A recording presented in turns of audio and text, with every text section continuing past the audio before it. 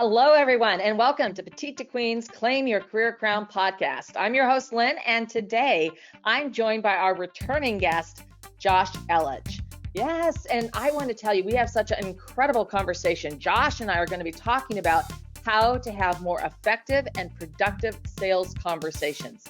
And I have to tell you, first of all, Josh is a rock star, but I'm going to give you some background. He is a U.S. Navy veteran, and he launched Up My Influence to help entrepreneurs and people like himself to attract the perfect audiences and grow their authority and influence.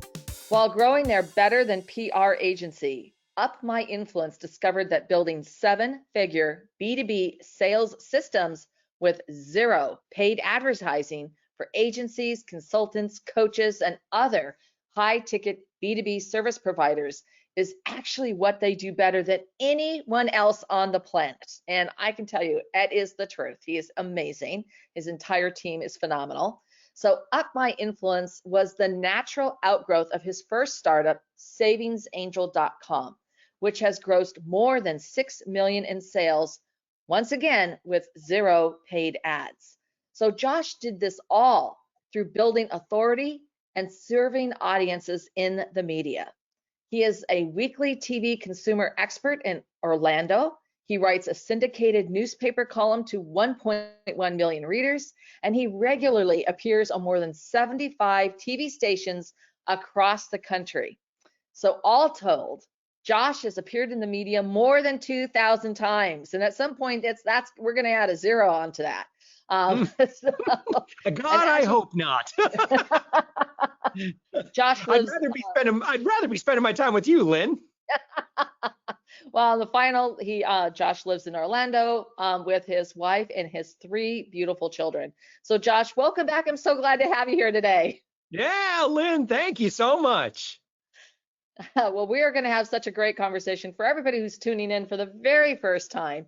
Make sure you don't miss a single episode by subscribing to Claim Your Career Crown wherever you get your podcasts. And, while you're there, if you loved the show, we'd appreciate that 5-star review. Mm-hmm. Okay, so Josh, let's just dive right into this because, sales conversations is such an important piece of, well, it is the piece of the sales process. So why is it important to begin your sales conversations by building rapport? Well, because those are the only people that we do business with. Do you do business with people with which you have zero rapport?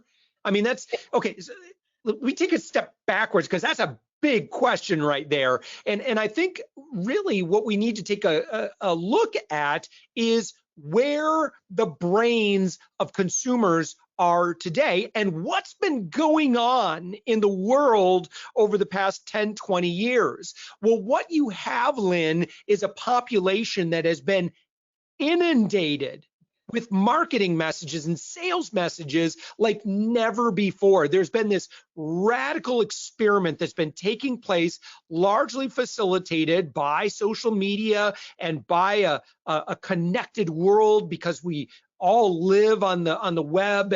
And so when you live on the web, you are going to be sold to a lot, like all the time. In fact, the American Marketing Association estimates that the average American is exposed to over 10,000 brand messages a day. 10,000 a day. Now, you start thinking about what that's like, right? Every single day, 365 days a year, for at least the past 10, 15 years. And when you do that level of experimentation upon a population, you can expect that there's going to be a change in that population. And there absolutely has been.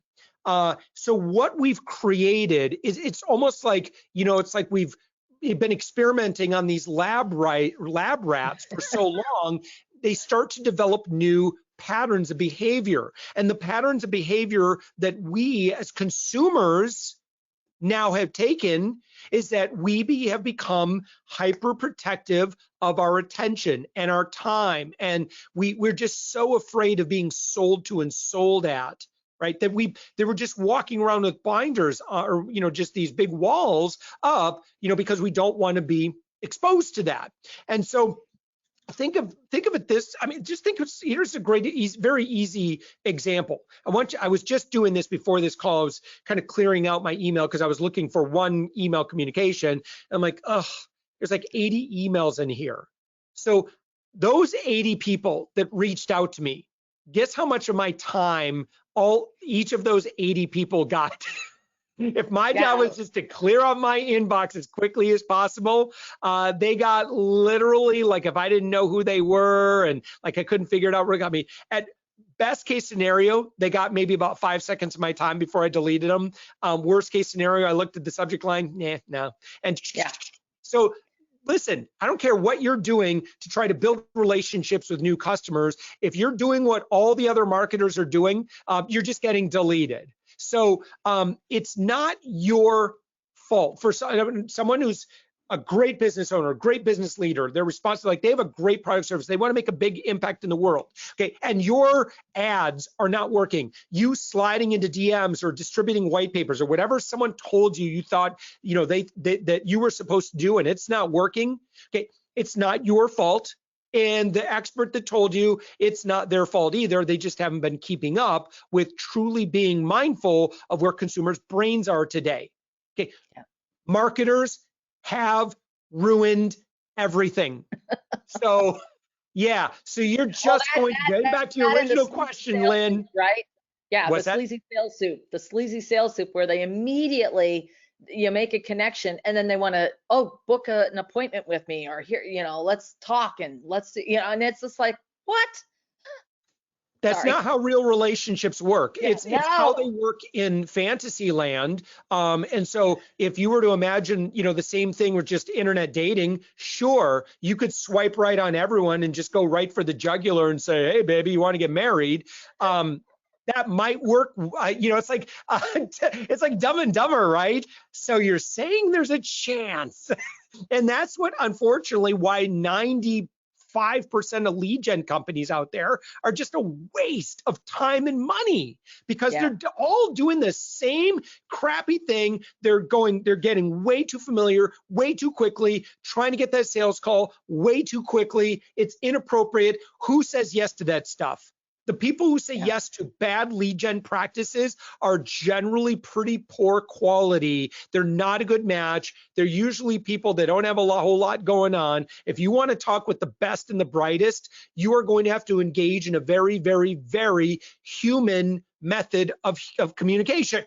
So sometimes that might mean slowing down. And I know marketers hate to say that, I hate to hear that, but I would much rather you spend authentic time with 20 amazing high-level decision makers than blast out spam and crap to 20,000 people that you have no idea who they are. I mean, it's just a waste of time, your time and effort. And honestly, I think you're losing your class when you do that. So stay classy.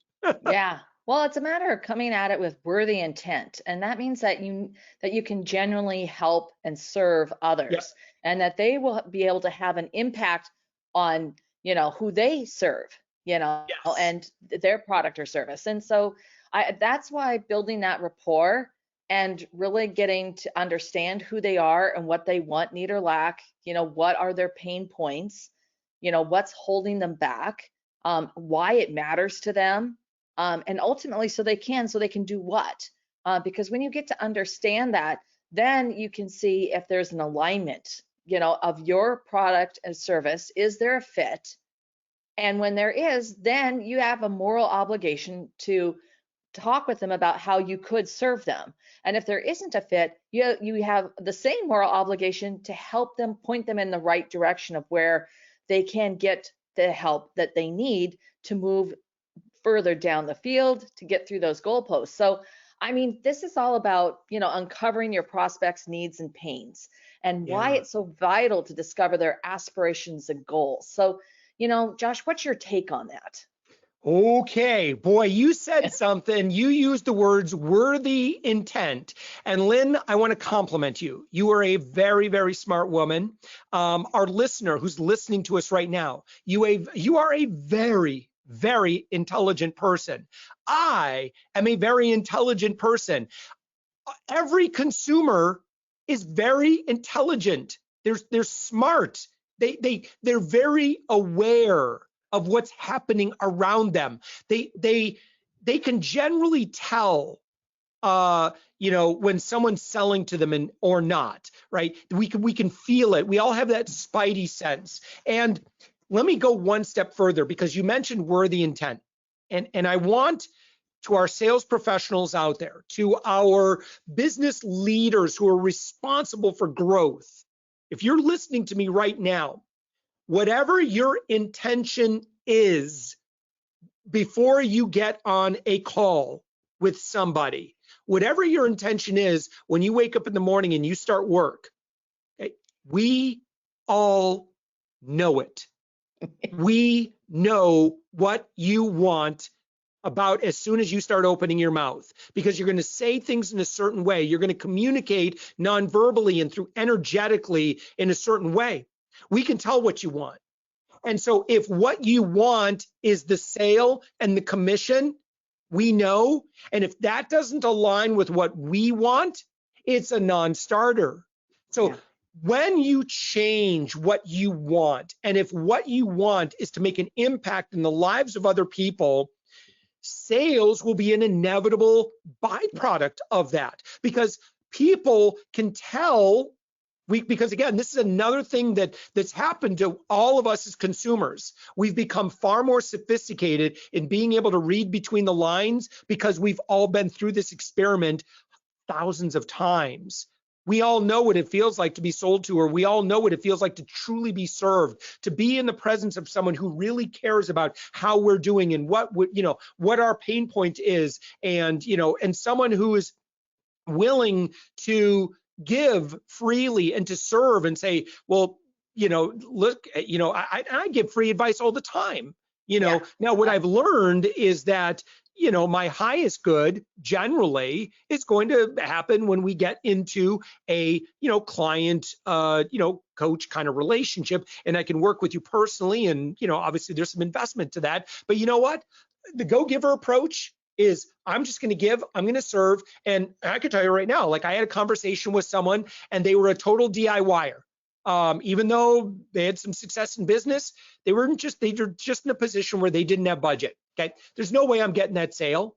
So I could either be stingy, or I could just say, well, look, let me leave a lasting impression on you that I am a giver and that I want to serve you and I want success for you. Right? Even if it's not a fit for us to work together right now, I'm totally cool with that, because everybody, Lynn, is either maybe they are a customer, maybe they're a partner of some sort, maybe they are, there's some sort of other thing you could do that would exceed the value of them just becoming a client. Worst case scenarios, you've got to, not a worst case scenario, this is awesome. Everyone is a friend for life potentially. If you treat it as such. If you treat it like, people are either customers or they're not, right? And that is such old school crap. And unfortunately, there are a lot of gurus out there that talk that kind of talk, and they are doing you a major, major disservice. Okay? These are humans. These are amazing people. They're intelligent people. And when you start treating your customers, your guests, your clients, and your audience like smart people and geniuses and wonderful, awesome, creations of God, or however you see them, okay? Life is going to start working for you a lot easier, rather than you fighting against them all the time. Yeah, absolutely. I mean, I just so passionately believe in that. And then it really gets into, my core being of who I am. But let's talk some more about the sales, and especially, why. I mean, I just want to put this out there because this happens all the time.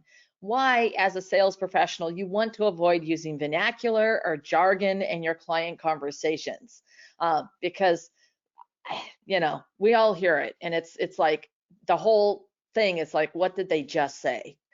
It's unsettling. It's very unsettling when people they may as well be from Mars, Yeah. So here's why that doesn't work. It's because people don't talk like that in normal social conversations. And so when all of a sudden you're using language or speaking in a structured way, or like, it's like I remember I had one client, he was like, so when I begin the call, I talk about what my intention is for the call. So I say, well, thank you for being on this call, and my intention on this call is to discover whether or not blah blah. I'm like, dude, if you started talking like that to me, I would be so out the door. I'd be like, and I think maybe some of this comes from my personality of being fairly empath driven, right? Yeah. Lynn, when I am with someone and I feel like I'm getting a script, or, just something where it just doesn't feel natural, it's like I want to wave my hand in front of their face. And I'm like, am I getting the real you right now? Because it feels like I don't know, like I understand, especially for someone that maybe has maybe some social where they're very nervous. I get that. Okay, so my recommendation, in fact, boy, what book was I listening to? Gosh, it was about this one woman who made it. Oh, it was in The Go-Giver, and she was talking about her success in real estate sales, and she said she was thinking it when she was playing, she was following the manual, doing all the old school Tom Hopkins, kind of back in the day, kind of sales stuff. She said, I got to a point I was just so exhausted. I had a sales appointment with someone. I didn't even bring the listing information. I didn't bring anything. I didn't look up. I just forgot everything. I'm probably going to do this client a major disservice, but I'm just going to go and I'm just going to have lunch with her, and we're going to go look at some houses, and we're going to just hang out and have some nice time. She asked me questions I didn't have the answers for, but we were just talking about kids. We were talking about blah, blah, blah, blah. Guess what? It was the first, I forget, I'm going to let the facts get in the way of the great story, but essentially, it was like basically her first 7-figure sale. And she was like, when I just relaxed and I just leaned into the friendship and I leaned into the relationship, everything else kind of just took care of itself. And I'm a big proponent of that. Yes, I believe someone does need to lead, but again, kind of in a dating situations, there's often sometimes, there's someone that's, like, no, I want to see you again. Usually someone, historically that's been, the male in the relationship or whatever. But yeah, I mean, in a dance, it's up to us to know what to suggest in a very authentic way. But otherwise, I say when it comes to whether or not I am going to push on the sales talking points or I'm going to lean into the friendship, I always lean into the friendship, because friends don't ghost friends. We ghost salespeople. So if you don't want to be ghosted, just keep showing up as a friend and show up in a way that's valuable. And someone says, I like hanging out with Lynn. I like hanging out with Josh. They seem like a cool person. I look forward to that call. You don't want to keep showing up like in your follow-up and your stages and cadences and so forth. Like, you don't want to show up in a naggy way. You want to show up in a way that always brings delight. Yeah. Absolutely. And I think, as we're talking about these sales conversations, one of the things that you really hit upon, but I sort of put it in a different way, is to get out of your own way. I mean, it's not about you, it's about them. And you really want to think like your client, and put yourselves in their shoes. And so that, and you can develop this conversation with another human being. And, when you are doing that, and you're somewhere within the sales process, and once again, these are sort of almost like all rhetorical questions, but how do stories help clarify the impact of your product or service while painting a picture of what their new world would look like? Yeah, for sure, Lynn. I'm sorry. Can you ask me? I was kind of caught up in what you were saying, but could you ask that again?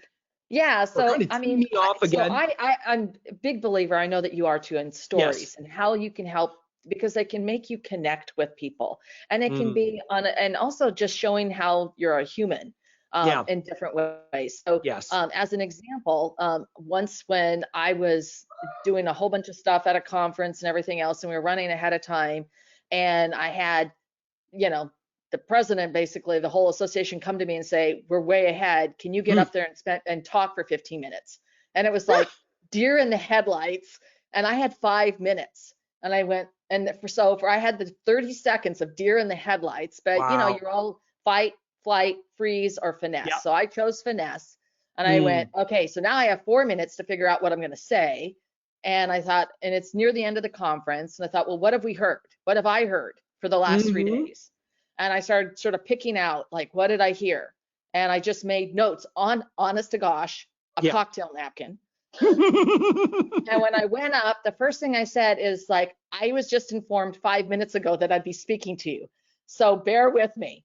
And everybody laughed. Everybody leaned in. Yes. And so Yes. they knew Yes. that I was not prepared, Yes. that I was, out of the goodness of my heart, I was taking this leap of faith and standing up there.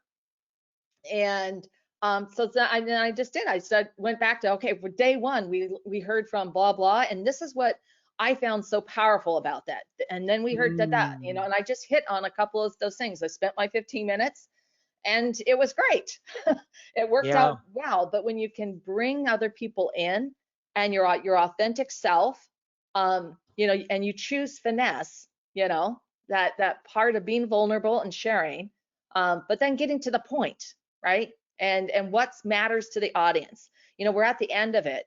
What had they gained from this experience? That's what Yeah. mattered to me. Yeah. And I felt that was why did they invest their time and money to be here for 3 days, right? Yeah. And so that was one example, and that wasn't really a story. I just sort of talked about what we had heard and seen and why it had impact and how we were going to be able to use it moving forward. But stories allow you to make that same type of connection with the audience. And I mean, you do this so well, Josh, Wow. so well. Thank you.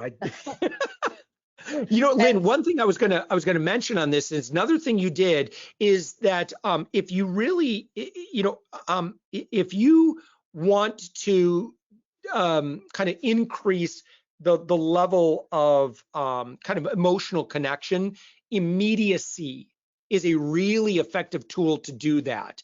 To let people know, just say, how you're feeling. And you did that, right? So you pointed out, here's what's happening right now. How are you doing? Like, what's what's the energy in the room right now? If you're ever like in a meeting with your team or whatever, like that's a really effective question to ask. Like, what's the energy in the room right now? Like, how do you think we're all doing right now? How are we feeling? And when you can get people to kind of shift to now, it's so powerful. Another thing, I think, again, you shared your vulnerability and your humanness. One thing you could do, and I learned this in media production, is today people love behind the scenes think, or like blooper type reels or whatever. It's just like so I'm actually going through this right now. I'm actually thinking about this. So when I was recording a brand new 4-video masterclass about high ticket sales that I'm giving away for free. And I thought, I should probably include some like behind the scenes, like, do you want, even though you are watching the masterclass right now, do you want to, if you're curious, and I just like, hey, if you're curious, if you want to see how I actually shoot these videos or whatever, I want them to know that it's me behind the curtain. You're not just looking at the great and powerful Oz, who's got this polished video or whatever. Let me show you like what I'm doing, behind the scenes in order to do this kind of thing. And that level of transparency and vulnerability is it's very attractive. And I highly recommend, that we let people know about what's going on in our personal lives. So, you started off by talking about rapport, especially, I think historically, I live in the southeastern United States and live in Florida, and there's a lot of Southern influence still, even in Central Florida. If you start immediately talking about business right from square one, boy, would that be weird. I mean, that would seriously be very uncomfortable. So I'm always asking people, oh, because I talk with about 12 to 15 high ticket people a week. First question out of my mouth almost always is, so where are you based? And then they say, Austin, Texas. I said, great. How's life in Austin? How's your weather? You're in January, what's the weather like today? How's your COVID? Your, lockdowns and stuff like that. Just like, I ask them, just like, hey, I noticed you have something in your background or whatever. I really love that painting. I want them to know that I am interested in them. And you know what, Lynn, there have been, and I kid you not, there have been sales calls, and I don't know if this is good or bad. I'm sure someone would take exception with this, but I've had 30-minute sales calls where the first 15 minutes we're talking about music. And again, I don't know if that's good or bad, but I enjoyed it. And and again, don't waste anyone's time. So you have to learn to be very perceptive of other people's energy and how they're talking, and if their answers start to get a little shorter, it's time to change the subject, kind of thing. You just watch that energy. And I can tell you, I learned some really good skills, and I'd highly recommend this for anyone who's a sales professional. Go take improv classes. That's one skill that you'll learn in improv, is you'll learn to be a very remarkable listener, with the exception of if Lynn's telling a story and then all of a sudden she turns to you and like, what do you think, Josh? And you're like, oh, he wasn't ready. Once in a while, that'll still happen. to get a little meta. But so just being very, very aware of, what the energy is like in the room. Yeah, I really couldn't agree more. And I think that as, salespeople, and when, my phrase of worthy intent, when you come at that relationship to build that rapport, spending 15 minutes talking about music, if you're both really engaged, is fantastic. You're building that rapport, you're finding common ground. So, watch their body language, to your point, their energy level, how they're answering, if they start to look distracted. And then you can pivot back to, well, let's move forward. So I think that one of the things that many people in our audience might be having a question is, how could you better prepare for your sales conversations so that you are creating that mutually beneficial outcome? Yeah.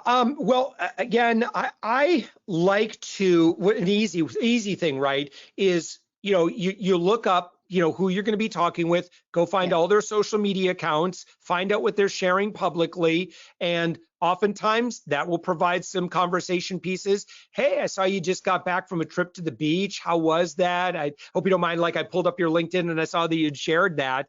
I love the article that you shared about that. I read the article. Showing an interest. People love, I think, on the whole, kind of old school, how to win friends and influence people. People generally, I'd say especially in business, like to feel like what they have to share matters, right? Taking an interest in other people's interests. Strive to be interested, not interesting. So if I can have a conversation with somebody and I can tell that they feel like I value what they have to say, I know that that's going to be a pretty positive experience for them. For me, I want my guest to feel amazing. I want my guest to feel like, wow, thank you for this experience. Thank you for doing this. Thank you for your offering this. Thank you for giving us that. I mean, I just really appreciate that. What can I do for you? And, sometimes, when you surprise them with a no ask immediately, save your asks, is kind of an expression, because you don't want people to feel like in a genuine connection that, oh, I've got an agenda and the only reason I'm giving you this thing. So if you go back to, Go Giver, someplace that you can screw that up, the Go Giver approach is, when I'm only giving this to you because I'm looking for a win-win. So if it's not a win-win, I'm not going to do it. So when you have that approach, and I've actually tried to remove win-win from my vocabulary Oh, okay. Well, because that's a of good that. So pointer. it's, I don't give to you because I have an expectation, or I have some expectation of what you need to do for me. I'm just going to be open. So it's really interesting because sometimes people will, they'll just come right out and ask me. They're like, so do you want me to become a customer? I'm like, oh, I don't know.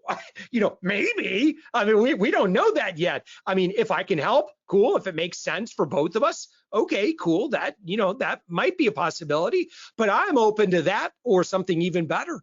I have no idea what's going to happen today, but that's why it was really important for me to just grab a few minutes with you, see what I can do, see how I can help out. Maybe it's connections, maybe it's introductions, maybe it's blah, blah, blah, blah. I'm open to any of the above. Yeah, I'm open absolutely. to hiring you, even though I came into this thinking that maybe you might be interested in what I have to offer. I've done that where we get to go in on the conversations and I say, I'm not sure you're really ready for what I have to offer, but you know what? I'm going to buy your book because I love it. You know, do you have that level of maturity in relationships where not every person you're hanging out with, is a customer? I love that freedom of not having to try to convert the world. Yeah, absolutely. Absolutely. I love what you're saying. And that's a really good point about the win-win. I've used that a lot in my conversations, but I can see that everything has a shadow side. And Mhm. I hadn't really perceived that shadow side of that. So that's wonderful. So, Josh, I mean, wow, what a great conversation. But any kind of final thoughts, tips, or advice on about improving your sales conversations for our listeners today? Something that they need to do right after they get off the call, something Yes. behavior they need to change, something they need to think about. What is it?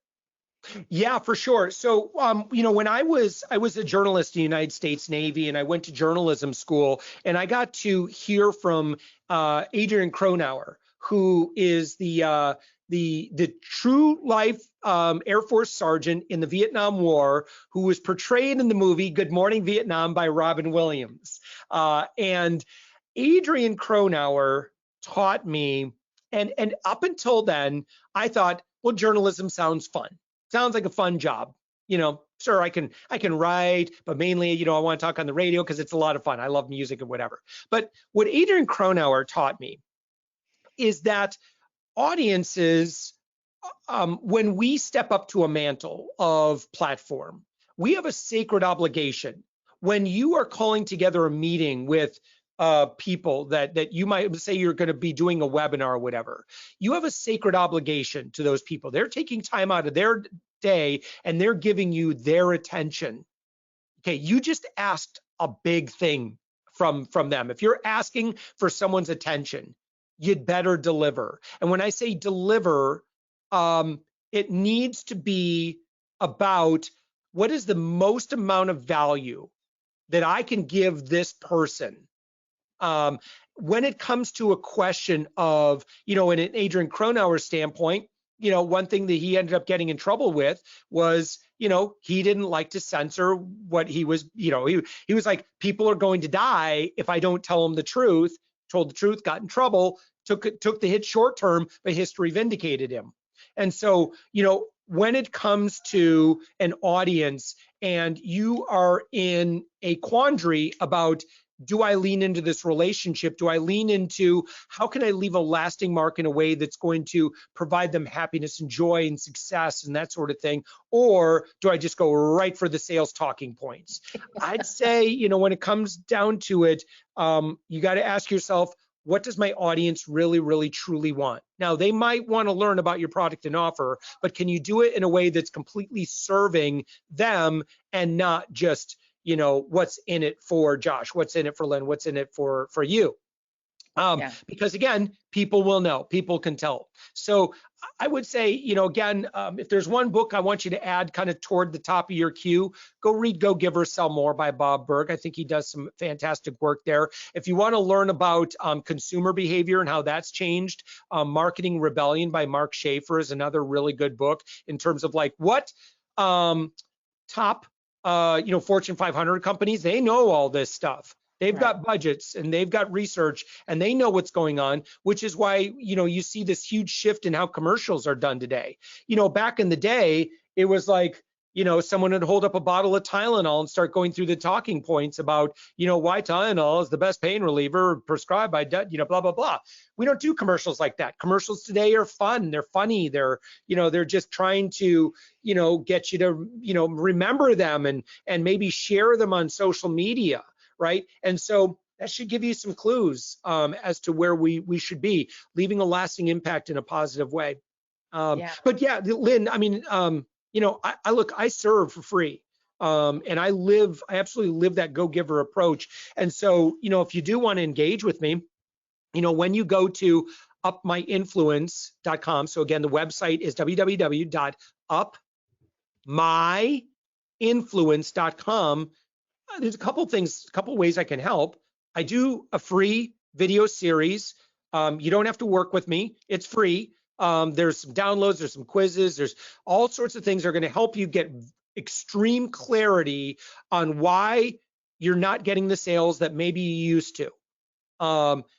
If you're kind of looking to grow your business, happy to help you, especially if you work big ticket sales, agencies, consultants, coaches, B2B service providers. You'll find that there. Also, if you're rocking it in business, founder, CEO, you're in the B2B world, doing six figures or more in business. I'm always looking for podcast guests for my own show, The Thoughtful Entrepreneur. I've recorded about 1,200 episodes by now.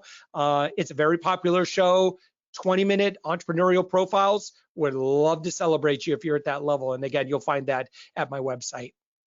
Yeah, absolutely. And that was one of the ways that was how Josh and I connected a couple of years ago, as I was a guest on his show, and it was so much fun.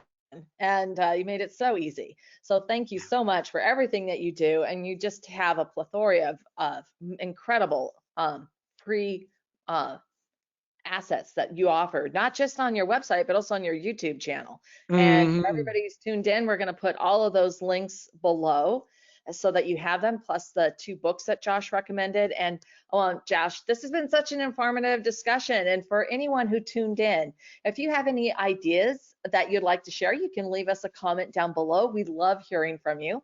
And if you have a question or would like to suggest a topic for discussion, you can email us at jointheconversation@petitetoqueen.com. And of course, to stay current on all of our insightful advice, our breakthrough advantages, you can sign up for our weekly wisdoms newsletter at petitetoqueen.com, and you'll never miss out on a phenomenal episode like the one with Josh today. So I want to thank everyone who tuned in and has just gotten so much out of this conversation. I know I did. And Josh, thank you so much. This has been so fabulous. Lynn, thank you so much for having me. You're a good friend for many, it feels like many years, but at least a good solid year and a half, I think, for sure. So, well, Lynn, thank you. Wow. But it does feel like many years. Thank you, Lynn.